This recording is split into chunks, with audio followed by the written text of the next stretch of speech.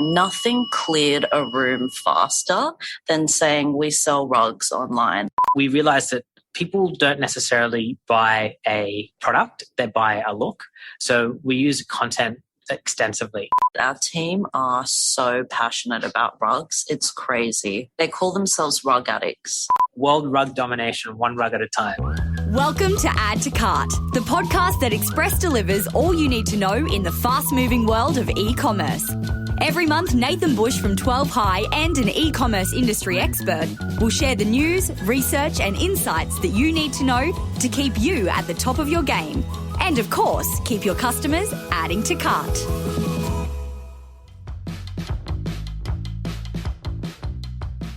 Hello and welcome to Add to Cart. My name is Nathan Bush, host of Add to Cart and director at e-commerce talent agency eSuite. Remember when you'd sit down, usually after you've just had your Viennetta for dessert, and watch Hey Hey It's Saturday, and it seemed like at every ad break there was a large shouty man who had a rug store that was closing down? The good old days, eh? Well, today's guest has created an online rug business called Miss Amara, which uses beautiful content, styling services, and amazing customer service to modernise the business of rug retailing. Today, they're on track to surpass $20 million in revenue and are shipping to Australia, New Zealand, Hong Kong, and soon into the US. Co-founders of Miss Amara, Alex, Tanya, and Aaron Weller, join us to share the story of why and how they are conquering the difficult world of rug retailing. In this conversation, we cover how to engage with customers to the point where they become content creators and your biggest ambassadors for a really low cost. We also cover how augmented reality boosted their conversion rate by up to 7 times, why Alex handwrote 400 notes to customers during COVID, and they also share some of the practices they put in play as a couple to keep both their work and their home life happy.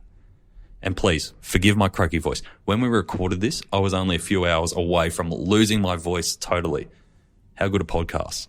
So thanks to our partners, Shopify Plus and Signet, here's our conversation with Alex and Aaron from Miss Amara. Aaron and Alex, welcome to Add to Cart. Thank you so much for having us. Yeah, thanks so much for having us. Pleasure. Awesome to have you guys. Now, where are you joining us from? We're actually joining you from Hong Kong today. Beautiful. And is Hong Kong the normal base? It is. We actually relocated here for personal reasons, but it was really great to be here when we started making our own product because it just meant that we were, we could get on a plane immediately when product was ready and touch and feel the rugs and roll around on them and all of that. So that's kind of why we moved. Yeah, awesome. We're based in Sydney prior, and like a large portion of the team's based over in Sydney as well, some of them over here in Hong Kong.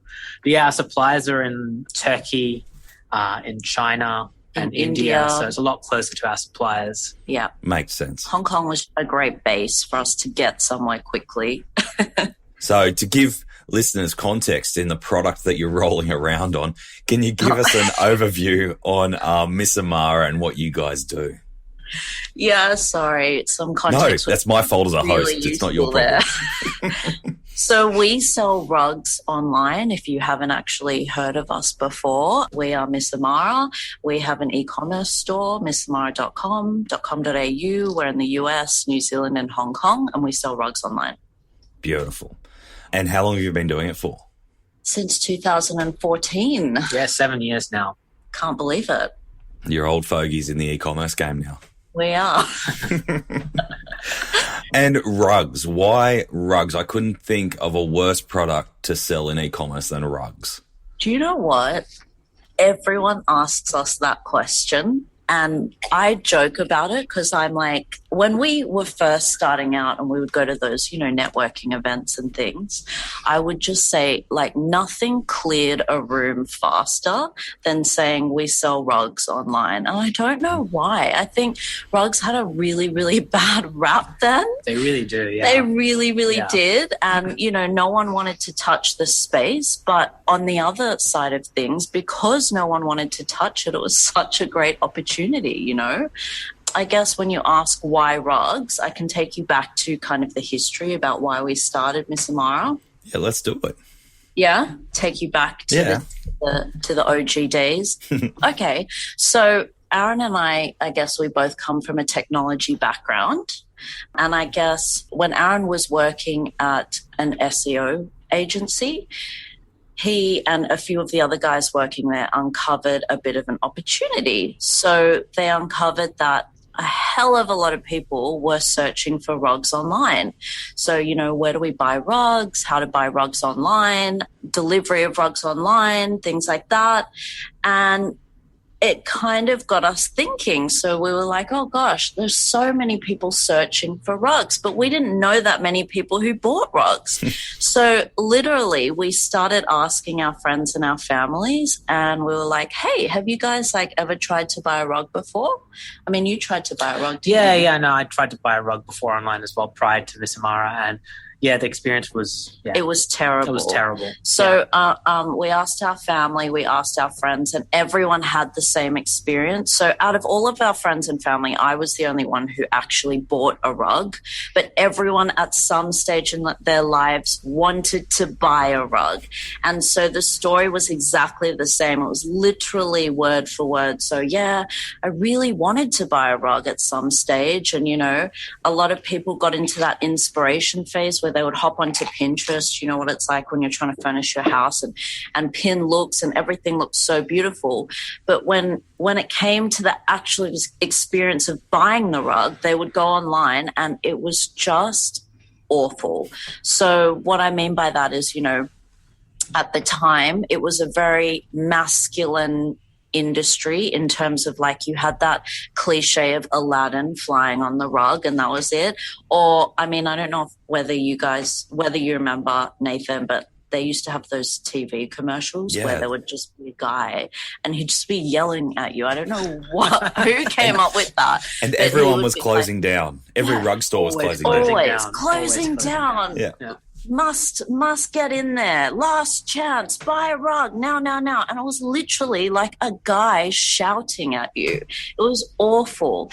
And then in terms of the online experience, the e-commerce players at that time, they would literally get 50,000 SKUs and they would just dump them on a website, the product photos, no rhyme or reason, no inspirational photos. So people would go through decision paralysis. So eventually every single person put that need of buying a rug in the too hard basket and they never bought one. Or they went to a physical store. Yeah. Because rug buying, regardless of online or offline, is a pretty difficult task in itself, right? Because of not knowing where materials come from, not knowing quality. It's a product you probably buy once every, 5-10 years. Yeah. That's a hard thing in itself, but then to transfer that to online as well without the touch and feel. What kind of tactics did you guys put in place to try and give people that real experience? Yeah, I think, and that's something that we identified at the beginning was when we started Miss Amara, we wanted to remove those barriers to buying online. I mean, and that's not even online. That's also physical side of things as well. But particularly online, buying a rug is dimensionally going to be the biggest thing that you buy in your home. It's bigger than a bed. When you roll it out, it's dimensionally the biggest thing you'll buy for your home.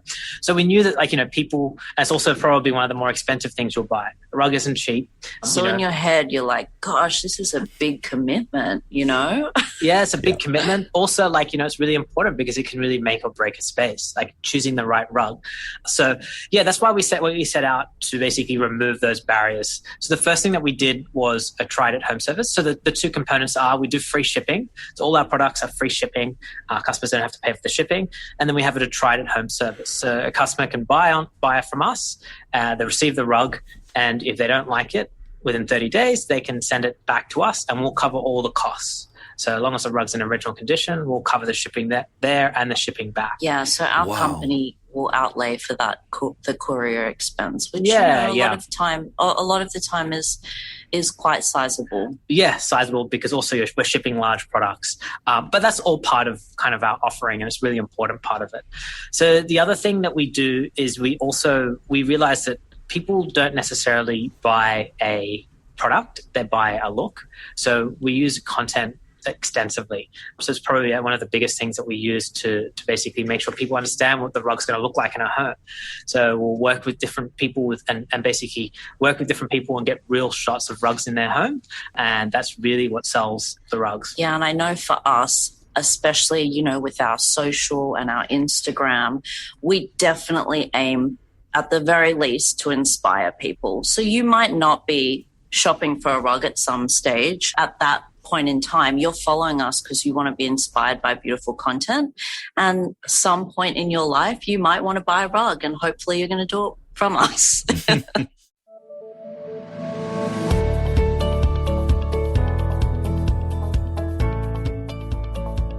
When Australian fashion brand Age wanted to set up its international omni-channel presence, they wanted to focus on mobile intuitiveness and flexible payment types. And of course, they turned to Shopify Plus. In just a few weeks after implementation, they saw their e-commerce conversion rate soar by 135%. It's the stuff e-commerce dreams are made of. They also saw a reduction in bounce rate, increased pages per session, and a longer session duration. Now, they are ready to take on the world. To read more of Age's story and see other case studies, visit the customers section on shopify.com.au/plus.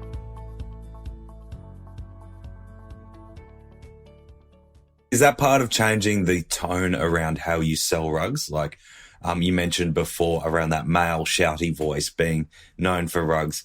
Was that when you first launched Miss Amara, was that original, that approach to rugs, that content-driven approach? No, it was probably something we figured out pretty early on. Yeah. So probably in the first probably year or year and a half, I think we really figured that out. It was something we kind of learned over time. We did a bit of market research into who is the decision maker in the household. And surprise, surprise, in 95% of the cases, it was the female. So, you know, we were really excited that, you know, where was that female brand that was connecting with those customers? So that's kind of where we came up with the name Miss Amara. So Miss is obviously that feminine touch, and Amara is kind of a nod to the Middle Eastern origins of where rugs were made. I was wondering about the Amara side. I didn't know that. Yeah. Cool. So one of the other things that we did as well, we have interior stylists in-house who basically the customer comes along and there's a lot of different rugs and they need help making that final decision. So whether they're kind of further down the path, they need that kind of that having interior stylists will give them that confidence to make the decision, the final decision, or maybe they just want to basically get some options from an interior stylist. So yeah, we hire interior stylists to help our customers make a decision on what they want to buy. So do those interior stylists work one-on-one with customers, or is it more from a content perspective? One-on-one. Yep, they get one-on-one. a completely free styling advice, customized consult with an interior designer. So, yeah, I guess when we first launched, we were like, well, you know, we could hire customer service agents, but what we really want is we want our customers to be speaking to people that they would see as authorities in the space, that know design, you know, that know how to choose the right rug for each space. That makes sense for us. So we hired interior designers, and it's really, really simple. So they just ask the customer, great, you're looking for a rug, you know, are there any key criteria? Like, do you have kids? Do you have pets? Those kinds of questions. And then we might show them a few different styles and say, hey, you know, out of these 5 pictures, you know, which style do you gravitate towards the most, so that we understand their style and their taste. And then every customer gets a curated collection of rugs specifically for their space. And we also ask them to send us photos of their space as well. That's pretty amazing to get photos. Like when we talk about customer data, to have photos of your customer's space that your products are going into, that's pretty phenomenal, right? They are so happy to send photos. Like sometimes they'll actually call out interior stylists and say, hey, do you mind if I FaceTime you? Because I literally want to walk you around my house. Yeah. So how does it work at the moment? Is it live chat with those stylists? So the live chat are generally the first responders, and they will collate the data. So in terms of like, okay, does this customer have a pet? Do they need it to be kid friendly? And the first responders, there may be an interior stylist there that can, because a lot of the time a customer's on site and they're ready to purchase and say, hey, I just want to run this rug by you. This is my space. Do you think it's going to work? And they literally just need that nudge, and so that they feel an authority has looked at it it and said, yeah, that's going to look great, go for it. But if that person requires a more in-depth styling consult, we may pass them on.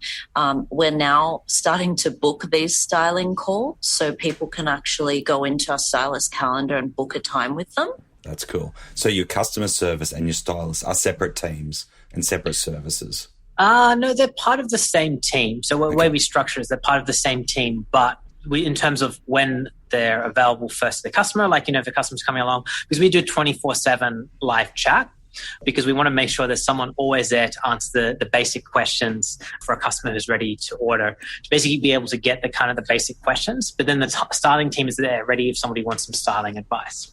Awesome. I love when e-commerce businesses set up their customer service team to not just be the complaints department, that they set them up to actually be a sales team as well. And that's it. Our team are so passionate about rugs. It's crazy. They call themselves rug addicts.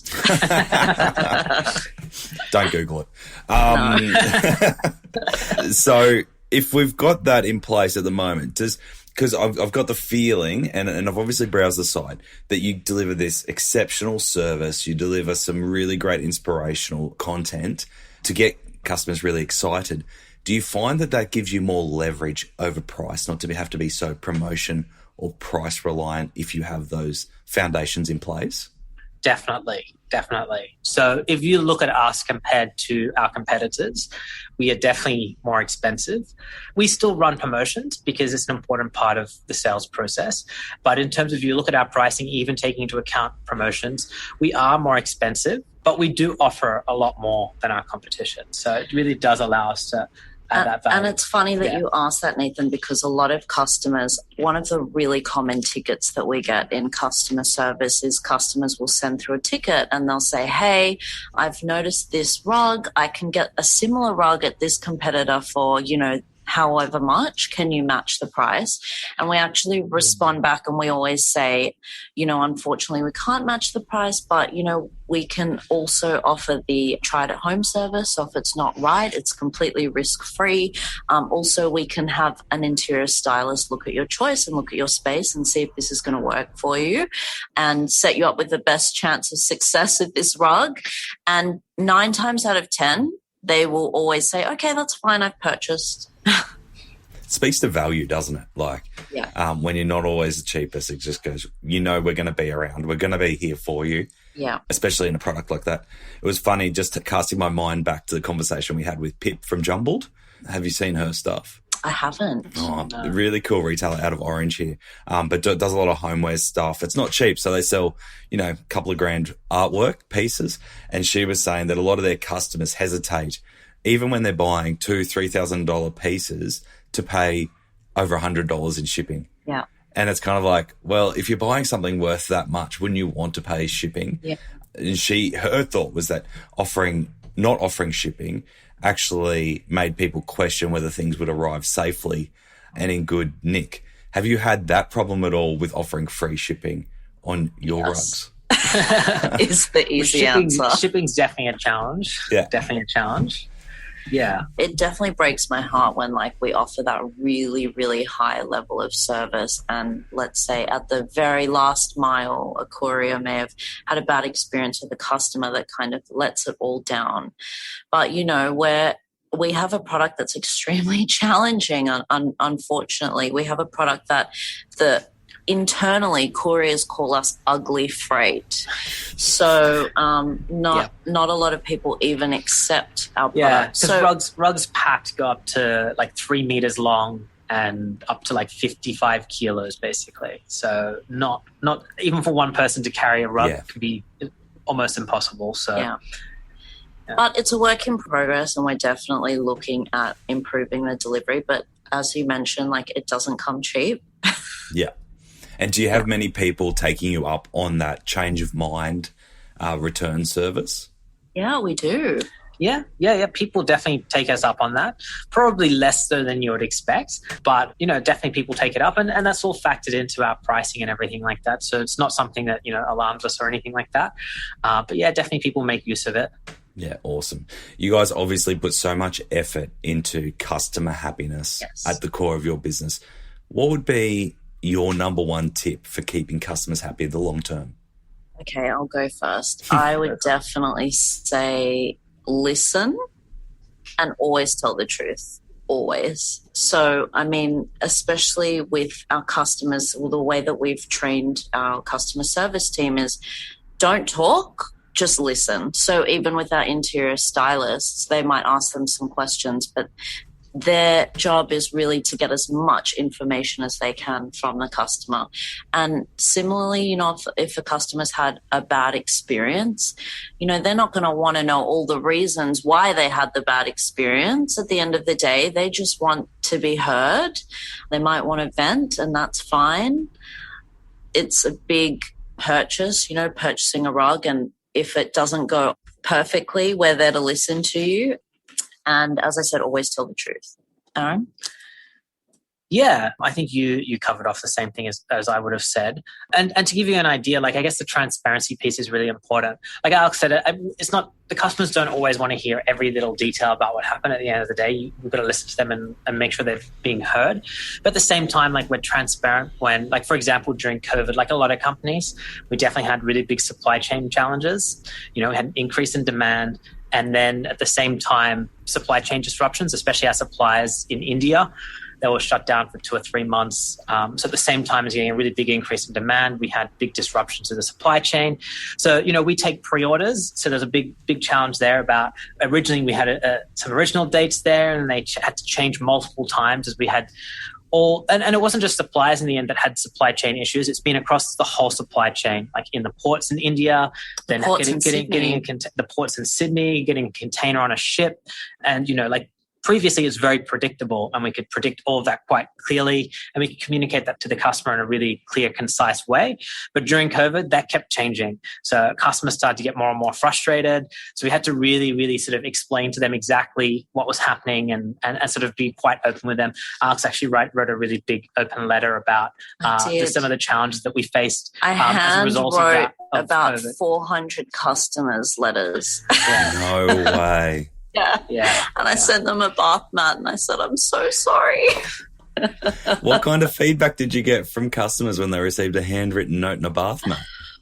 Oh, look, I think a lot of people really appreciated it. And we definitely got photos of the bath mat, and they said, look, we got the bath mat. I think they just really appreciated being kept in the loop. Like, with our customers, like, they're never just a number to us. They're real people. And I always put myself in the same scenario. Like, obviously I'm a shopper online as well, and I ordered things and the same thing happened to me, and I felt that frustration. And obviously, although it's not in our control, it's the last thing you want a customer to experience. So, I mean... Yeah, because at the end of the day, like, they're frustrated either way, whether it's in our control or not. Exactly. Yeah, so... And do you think that it helps when you've got the founders still involved in the business and central to it all, where that transparency and communication comes from Alex and Aaron rather than a brand or a corporate entity? Does that help keep customers happy? Definitely. I would say definitely. So when I did a few things. I mean, before I sent out the apology email, I also sent them an email. And in that email, I gave them my direct email and said, hey guys, like, this is what's happened. I'm extremely apologetic. If you have concerns, here's my email address. It's my real email address. Please email me. And I did get a lot of emails back, and I think the aim is always to be approachable with our customers and to feel like they have a direct link to us. Yeah, and people want to buy from people. Exactly. Obviously, brand's really important. It's super, super important. But they also want to know there's another person at the end of the line they can speak to and who they can, so it's really important that we're involved. And I think that really helps, and people know that, as well as also the rest of our team as well. Yeah. Has there been any one particular customer story in terms of customer happiness that's really stood out to you guys, where rugs really made a huge difference in someone's life?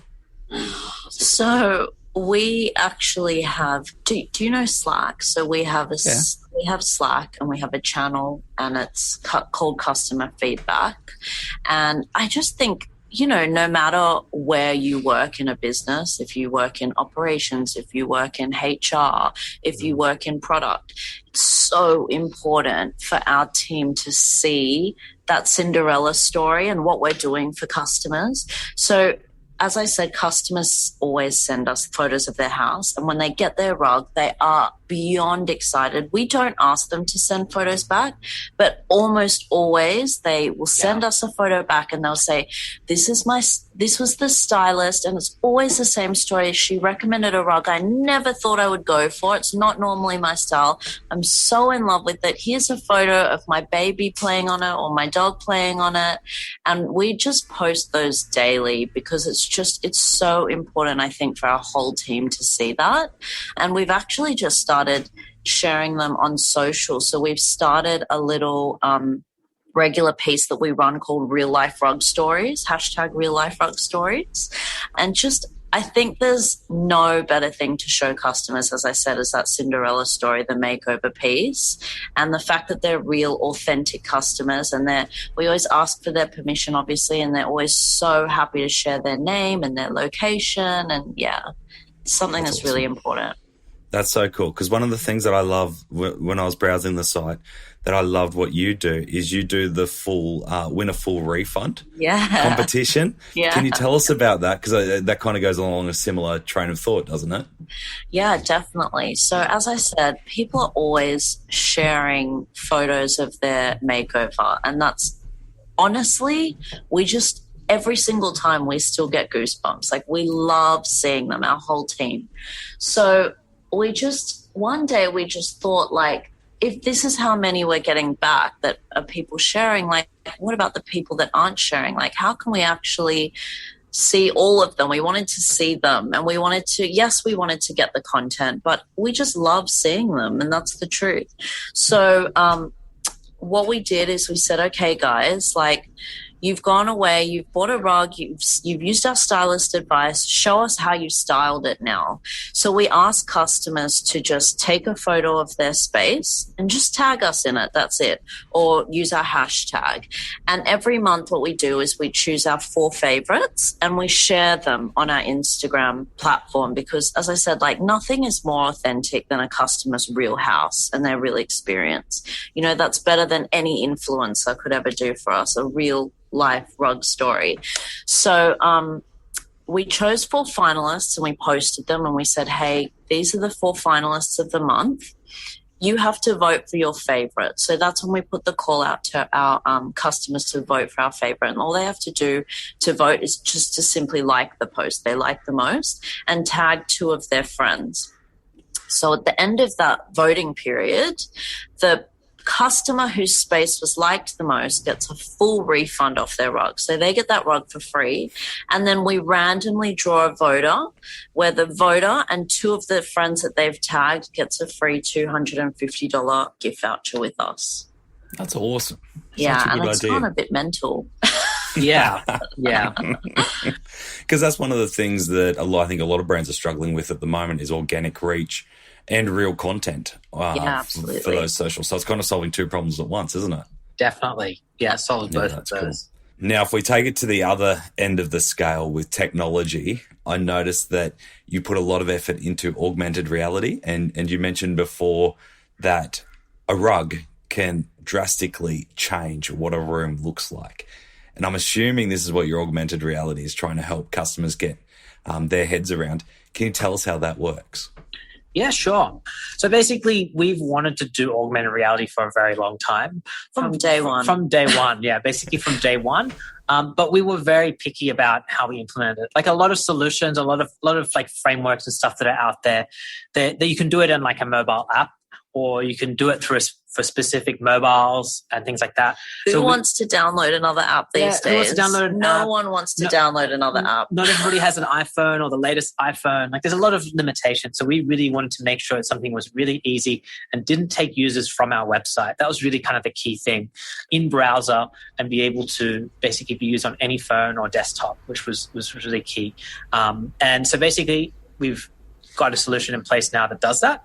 So you can take a photo of your room or from your phone, or you can just upload a photo of any room and you can try any rug inside the room. So you can change any rug. You can choose the size, so you can see different sizes, how it looks. You can turn it around, and it very realistically shows it in your room. Now, it's not perfect because, again, it is in browser, but it is really... I think it's pretty good. It's pretty good. Like definitely for in-browser tech, like it's definitely very good. Yeah. And it really just gives that customer like a way of seeing what the rug's going to look like. And yeah, like it's really, really works. These customers, we know customers who use the tool have a much higher chance of converting than customers who don't use it. Yeah, brilliant. And did you develop that yourselves, or did you partner with someone to get that technology up? Good question. No, we partnered with another company to help us with that. Yeah. Yeah, beautiful. And you may not want to give it away, but do you have any figures on what kind of uplift in conversion you see from those who use augmented reality versus don't? Yeah, sure. Depending on market and scenario and stuff, like between 4 and 7 times. Wow, that's massive. Yeah. And I mean, a lot of people, you might think that we, developed the augmented reality solution from a sales perspective, but also if you think about it from the other end, it's drastically helped with our return rates, right? Because if you can actually visualize that rug in the space by clicking a button and not ordering a 50-kilo rug and go, oh, I don't quite like those colors with my couch, and then move on to the next one, then, you've obviously, we've saved a lot in terms of that whole return process. We've talked a lot about B Corp retailers on past episodes of Add to Cart. Our packaging partner Signet recently helped nail polish brand Sienna Byron Bay achieve B Corp status and 99% plastic-free orders from start to finish. By switching from bubble-lined mailer bags 3 years ago to Signet's Gimme protective packaging, not only is Sienna's practices better for the environment, it keeps the nail polish better protected. Visit signet.net.au/blog to find out more.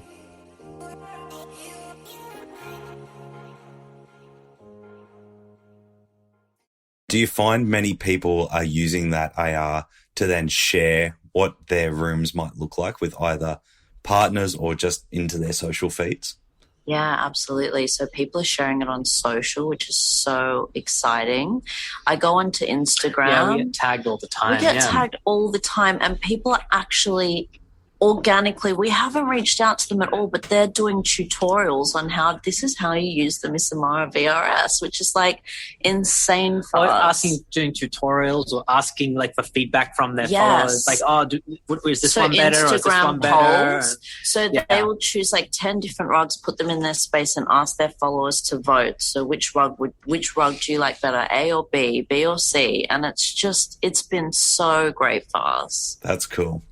And do you have to shoot your products any differently than what you were before to enable it in? No, not at all.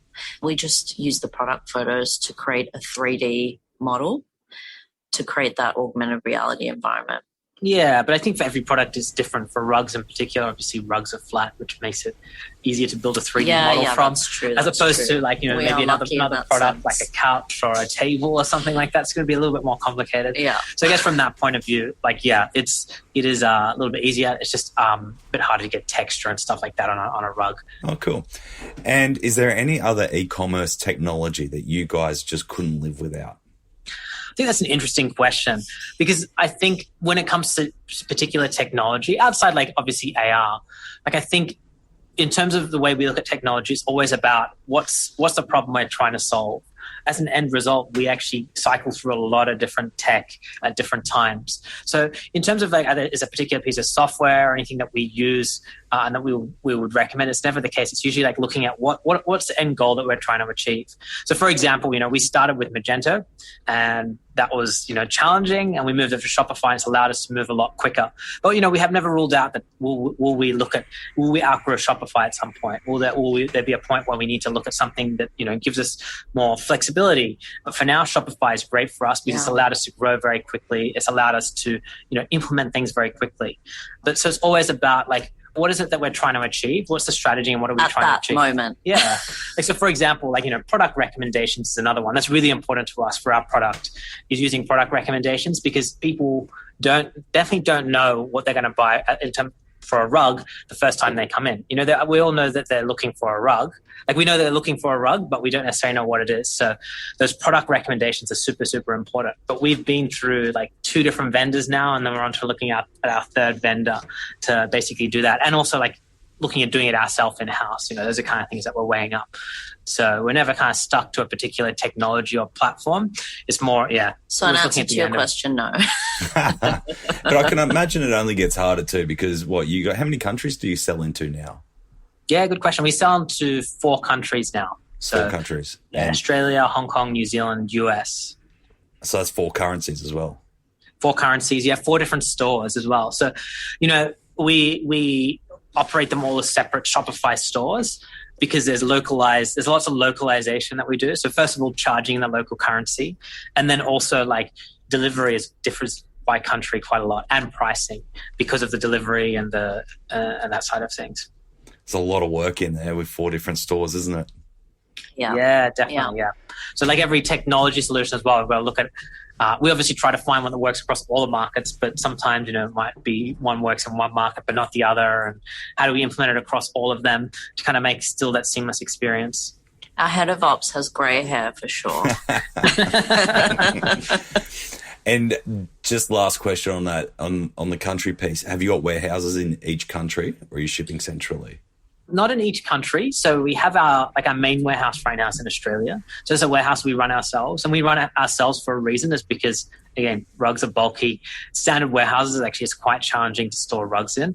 They're not really built to store rugs. So Australian warehouse services Australia, New Zealand, and Hong Kong.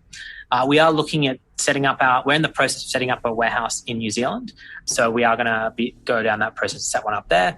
But for Hong Kong, it's a relatively smaller market. So we do ship from Australia most of the time, except for like a returns warehouse in Hong Kong. And then in the US, we use like another warehouse, a 3rd-party warehouse for now, just while we've launched there. We've only been there for 3 months now. Yeah. So we wanted to sort of use a 3rd-party warehouse, but it took us a long time to get that warehouse, to find a company that could actually support rugs. And they still have their own set of challenges. Amidst COVID, we couldn't go visit them. We no site visits, video tours and stuff like that. And still, because they haven't done rugs before, it's challenging for them. So, one of those challenges of selling a bulky, ugly freight. So, oh, good fun, hey? Does that explain why you've gone into party shirts now? Oh gosh, that's a whole nother story. Can we get a little bit of the story? Party shirts are a lot easier. You got to hear the story? Okay, So basically for as long as we could remember when we were in tech, we used to do this every Friday. We did Party Shirt Fridays, which meant like every single person had to wear the most offensive, colorful, in-your-face shirt, always. And it was such a great cultural piece because, even the most like sheltered of people and like would just have so much fun with Fridays, and it's company policy. We still do it every Friday. We've expanded it to like party shirt, dress, jackets, pants. The other day someone said, "Oh, I'm wearing party underwear," which I don't know how HR feels about that. But so that was our company policy that, we did that, and we just found it was so great for our culture. And then I guess Aaron approached me when the opportunity for YP Threads came up, and he said, look at this business. I feel like it's very us. What do you think? And kind of asked me about it. And it was not something that I thought that, I definitely didn't jump at the opportunity, but what kind of pushed me to do it was when I went on their social, I really saw a lot of, they're completely different businesses to Miss Amara, right? But I saw so many similarities in terms of the community engagement. So, people with rugs, they love to take photos and share, as I said. It was the same thing with YP Threads. Like, they loved to have photos of themselves in these loud, offensive shirts, and they were sharing it off the back of themselves organically. And every day we would get customer tags and shares and all of that. There was a little Facebook group that had formed just of the YP Threads community.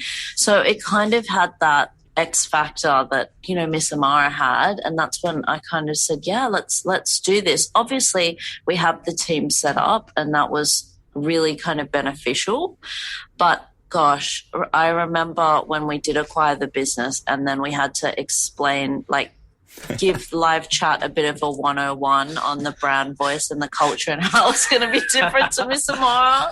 Yeah, polar opposite customers. Polar opposite. But very similar business. So obviously like a direct-to-consumer business, using content really extensively, like same tech platform or very similar tech platform in the back end. We run our own warehouse and everything already. So it's in terms of that side of it was bolt on. There was definitely a lot of work for us around, the brand piece and the brand voice and the product as well. Obviously, there's still some learnings and stuff for us there for when we took over the business. So do you have a very big crossover with the team who might be working on both brands at the same time? So in terms of logistics, it's the same team, and marketing is the same team, but content and customer service. Content and customer service are separate. Yes. Cool. So kind of the key components around where it really does differ for the customer, basically. Yeah. Yeah. Nice. Because I was thinking, from a content perspective, it'd be hard to switch from that Miss Amara mindset at times and then go into the party and being t-shirt. true to the brand and tone of voice is just so important. So, I couldn't just, get one of my Miss Amara customer service stylists to all of a sudden start talking to, a completely different demographic. It just was not going to work. And let's just say the tickets look very different. When you acquired YP Threads and you got under the covers there, was there anything that you found about that business that you went, oh, that's really interesting, we can apply this to Miss Amara? Interesting. Putting me on the spot there. There's such different products. Yeah, there's such different products. There's definitely a lot of learnings, I think, the other way around. Yeah. From the Miss Amara side to the YP side. But I can't think of anything off the top of my head right now. One interesting thing is that, I'm sure that there's something in our nature as humans that we are drawn to color.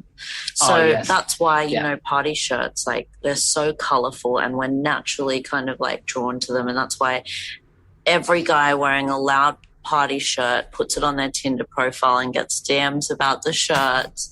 And every guy at that barbecue wearing the offensive shirt is going to get people asking them about their shirt. The same kind of thing we started putting more of our colorful rugs out there in terms of content, because the natural buying behavior that we've seen is that if we share colorful content, really bright content, humans are naturally drawn to it and they're going to click on it, but they leave with the safer option. Yeah, they see the statement piece and they're like, wow, that looks, but then they end up going with the safer option, which they feel a bit more comfortable with. Check out with the safer option. Yeah. That's really interesting because especially as I feel like we're coming out of that minimalist direct-to-consumer design and design starting to get a bit more brave again. Yeah. And so that's really interesting what you're saying about actually go really brave, but then still have those safe options for customers. Yeah, and that's it's funny as well because we did a survey recently to our customers. So randomly, if you're on the website, you get picked to do a survey, and we just asked one question, and it was, what brings you to Miss Amara today? And we were sure that it was going to be, the free styling or the try it at home service or one of these amazing USPs that we assumed that customers would say. But they literally just said the range of rugs. That was the most common response. And by far and away the most common response. So they really appreciate having those brave options and those colorful options in amongst the neutral options and the safe options. Yeah, it's really interesting as well. You can see some of those colorful, those more statement pieces. They can get a lot more interactions, but then, you look at the sales figures in comparison and they end up just super interesting. Yeah, it's quite interesting buying behavior. There must be psychology around it. Yeah. Oh, big time. We all want to be the peacock, but we're probably not all brave enough to be the peacock, right? Yeah. That was interesting what you were saying there around the range. Do you find that range is really important once customers shop with you once and have a really great experience? Because my feeling is that customers actually don't want to shop around. Once they find something that they like and they have a great experience with, they want to kind of go, just look after me. Do you find that the range is more important for those customers coming back to give them something new? Definitely. I mean, in terms of our range, we definitely try and not only offer what we think the customer might want, but so I head up the product team in terms of the designs, and I'm also looking for product gaps in terms of our range. So what is actually not available in Australia at the moment when I'm doing like a product release for Australia. So like one example of that is so I mean, I don't know how versed you are in rugs, Nathan. Yeah. But the really luxe wool Berber rugs that are like handmade in Morocco, that kind of feel. So the only place you could really get that was a really high-end store where I'm talking it would be like 20,000 Australian dollars.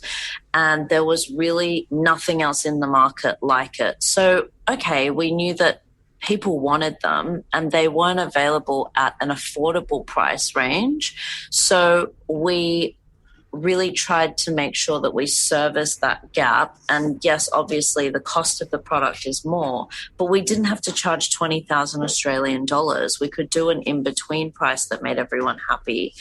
And because actually we work directly with the suppliers, you know, they get more back.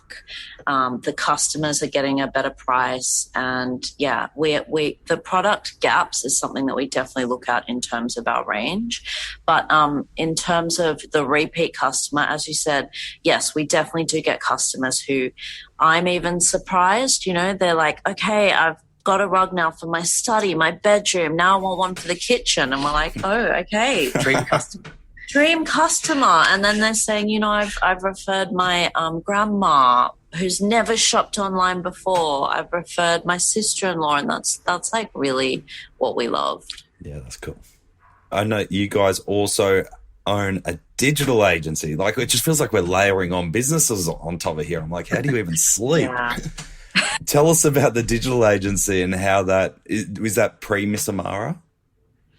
Digital agency is actually post Miss Amara. So when Alex and I moved to Hong Kong, I was an investor previously in a SEO and digital marketing agency in Australia. And when I left Australia, I sold out of that agency. And we came to Hong Kong. And, you know, when you move to a new country, you see a lot of the challenges when you go there. But Hong Kong's a really interesting market. It's in some ways it's very advanced. In some ways it's quite backwards. Physical retail here is huge, is absolutely huge. And rents and stuff are insane because everything's in such an enclosed space. So people are used to kind of walking out and going to, you know, the local store or something like that. So as a result, a lot of like digital and marketing has lagged a lot in Hong Kong. So we realized that after setting up Miss Amara over here and sort of going through the process of working on a business and sort of trying to find things in Hong Kong as well. And just, you know, the normal process that you do when you're in a new country, like where do I go for this? Where do I go for that? I just realized like there's just a lot of things like missing, like, you know, people or companies just aren't out there getting visible. So we realized there was an opportunity to start an agency here, taking the knowledge we'd done from building businesses in Australia, as well as building an agency in Australia, and taking that sort of digital knowledge, both on digital and marketing side, to basically improving what the offerings that were here in Hong Kong. What we wish we knew when we started a business. Yeah. And have you had the awkward situation where you've had not so much a competitor, but someone very close to Miss Amara wanting to come to your digital agency for help, and you've had to go, oh, this is a bit close for us? We've had definitely situations, not where it's too close, but we've had situations where it's helped us. So like they, you know, it's there's not a lot of, I guess, pure play rug companies, especially in Hong Kong. Yeah. I mean, I'd say we're the only one in Hong Kong. In terms of that, like most of the time, if they sell homewares, it's usually a plus to say, hey, actually, you know, we own Miss Amara as well. So we really get homewares. So, you know, you're in good hands. We haven't had that awkward conversation where we've had to say, no, because you sell just rugs, look, it's not gonna work just because, it's unlikely to happen in such a small market. Yeah. Okay, I get you. Now, the last layer that we'll put on top of this story is that you guys, as I understand it, are actually a couple. working Yeah. together in this business? Yeah. Way to make it awkward right at the end. Yeah, I was like saving that one up my sleeve. In the run sheet we've got here, it's right at the start. I was like, I'm going to keep that one. I'm going to hold it back. How does that work for you guys when you're managing so many businesses and you're so busy and working as a couple? How do you do it? Honestly, we love it. Like, we can't imagine anything else. And I feel like a little bit of a responsibility here to speak, because I think couple founders get a really bad rap. I mean, I will share that at one stage we were looking for investment. And it was actually like a big turnaway point that we were a couple founder. But I think about it in terms of the way that we operate is we're very clear, like work is work and personal is personal, but we also have very clear things that we own, right? So what we're in charge of. And I know that I have the final say on anything kind of creative, stylized, brand-wise. And I know Aaron has the final say when it comes to finance and all of those decisions. So we keep that really separate, but it's worked for us so well. And I think it's funny because I always say to someone, because they'll say, you know, oh, I could never work with my partner. I could never work with my partner. And you know how if you're working a job and your partner's working a job and you come home from a really hard day and you'll turn to your partner and you'll try and explain to them what happened at work. So you have to explain who Jenny is and what happened with Mark and the argument that happened and all of that. We literally can come home and just be like, how about that thing that happened today? We don't have to get each other up to speed. We know everything that's going on at all times. Is that just through a Slack channel that you guys talk to each other? Oh, that's another story. But no. We talk to each other. And the funny thing is, like, when we first started doing it, we had this rule that as soon as we came home, we wouldn't talk about work. And that was our rule.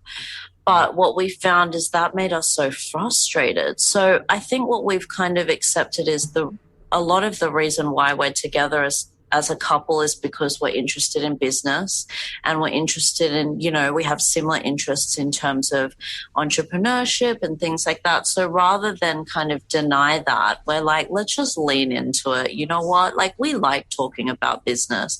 We just need to make sure that we have that personal time as well. Yes. Yeah, it's still really important to make sure that we have that personal time and that non-work time where we're during that time we're like, hey, okay, let's just have now and not talk about work. But don't. It always comes back, but it's about putting in that effort to have that sort of bit separate. Because you do need a break from work, and that's really, really important to make sure you're kind of refreshed and that sort of thing. So if you're always talking about it all the time, eventually you're going to get exhausted. So you do need that time where you can just kind of unwind and have other conversations. So instead of like setting really boundaries, like this time we can't talk about and that time we don't, we're a bit more fluid with it.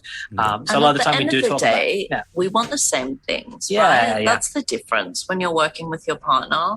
Yeah. Your goals are their goals are your goals. And I mean, that's really important. I think no matter what business partner you have, you need to have the same goals. You want the same things. You want the business to go in the same direction. Yeah, we have the same. We're aligned on what we want personally in terms of our goals and what we want from a business perspective and the values about how we get there. We're completely aligned there. We're very, very similar in that way, but we're very different in terms of our skill sets. So I think that's why it works so well. And we both really, really love what we do. Like, we really love the businesses that we're running. It really brings a lot of joy to us. Yeah. Yeah, so exactly. Good. And that's the thing. You said, you can obviously be very protective around work bleeding into personal, but then on the other hand, I'm sure you've got a lot of personal that bleeds into work as well, which kind of works for both sides, right? That's right. It's when I know, like, for example, if Aaron's going through something personally, I'm aware of that. Whereas maybe if he was just a business partner, I wouldn't be aware of it. I wouldn't know why he was stressed out. We know when we need to alleviate pressure off one or the other because we see if someone's working too much or working overtime. Yeah. So we know when to kind of step in. And in terms of like case studies, in terms of like couple co-founders, you've got Canva. Yeah, Canva's a really big example. Couple co-founders, right? Eventbrite as well, couple co-founders. So I definitely think that there are advantages. So if anyone's listening and they ever, I don't want to start something here, but if you're thinking about doing it, I would be the biggest advocate, 100%. That's brilliant. Do you remember what that investor said to you that was anti-couple co-founders? Honestly, I have a screenshot of the text that I read all the time just to give myself a little bit of validation.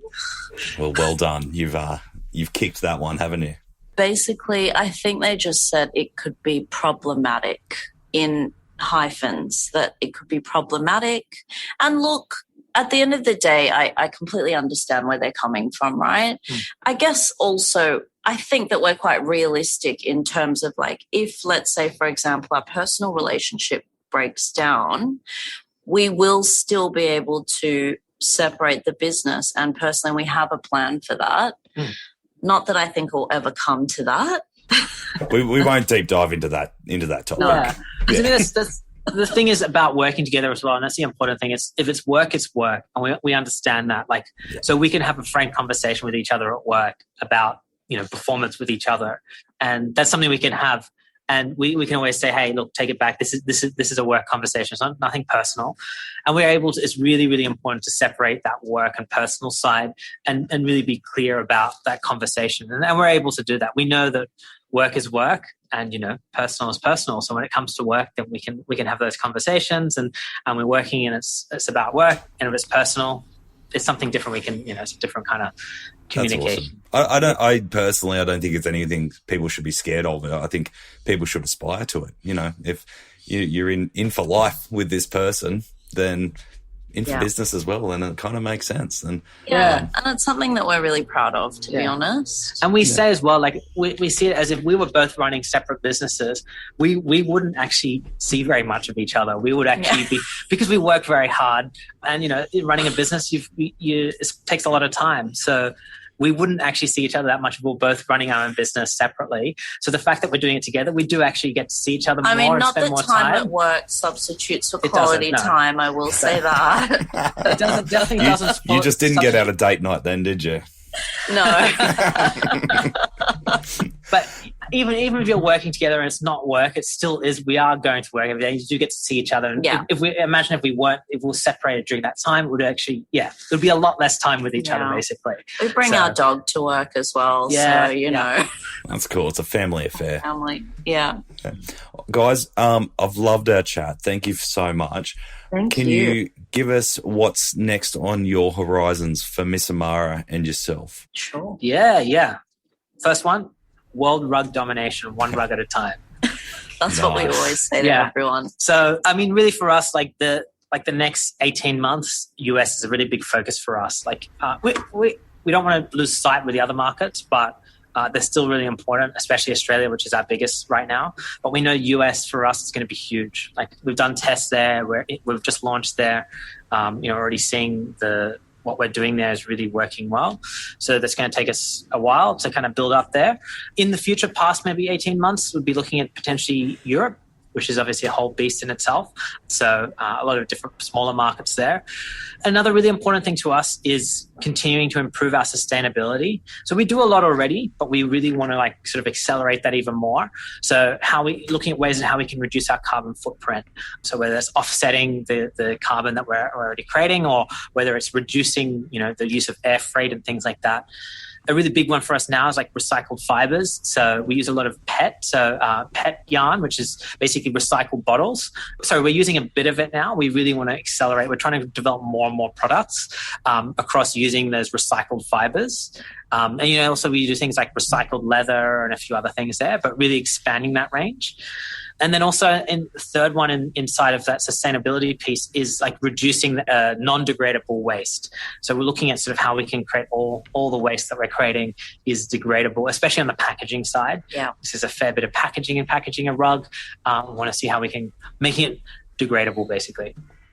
That's awesome. Big goals. Yeah. Big goals. Yeah. Cool. And then if anyone wants to reach out and talk to you guys, check out Miss Amara. What are the best places to go? Funny thing is, my Instagram was deactivated today. By Instagram, I was going to say Instagram DMs. When I get my account back up, why is it down? DM me on Instagram. What happened? No, know. They think that I've breached the laws for some reason, but I swear that I haven't. So Instagram, if you're listening, like, I swear I'm doing the right thing. No, but you can obviously reach out on LinkedIn. Yeah, LinkedIn for me as well. LinkedIn Messenger, or send me an email. Beautiful, guys. Love your work. Thank you so much for sharing your story today. So fun. Yeah, thank you, Nathan. Thanks, Nathan. There were so many threads in there that I really wanted to pull and explore further. Aaron and Alex were fascinating guests. One thing that stood out for me is that they found a few really low-cost techniques that they know that will work for them, and they've really made the most of them. The tactic of rewarding customers for sharing photos of rugs in their own home serves so many purposes. It makes their customers their biggest ambassadors. It gives them content to share wider and provides real insight into customers' lives that no data mining exercise could really uncover. It's really, really smart. It's a tactic I'd steal if I could. To finish up, I have 3 resources for you. Firstly, if you're a first-time listener of Add to Cart and you want to stay up to date with new episodes, head over to addtocart.com.au and you can sign up for our weekly newsletter. We'll let you know every time a new episode drops, as well as giving you my 3 takeaways from each episode and a link to the transcripts so you can know that this is an episode that you want to dive straight into. Secondly, if you want a weekly roundup of the best e-commerce case studies, tools, and research, sign up to the High Five Friday newsletter, which is delivered to inboxes at 8 a.m. every Friday morning. I read all the e-commerce news and send you the bits that I think you can take action from. Sign up at 12high.com.au/high five. And the last thing, if you are looking to explore your next e-commerce opportunity, head over to esuitetalent.com.au. We are a dedicated e-commerce talent agency connecting the best e-commerce talent with the fastest growing brands. Check it out, sign up to the email, and get in touch with me if you want to discuss your next move. Until next time, thanks for listening and keep those customers adding to cart.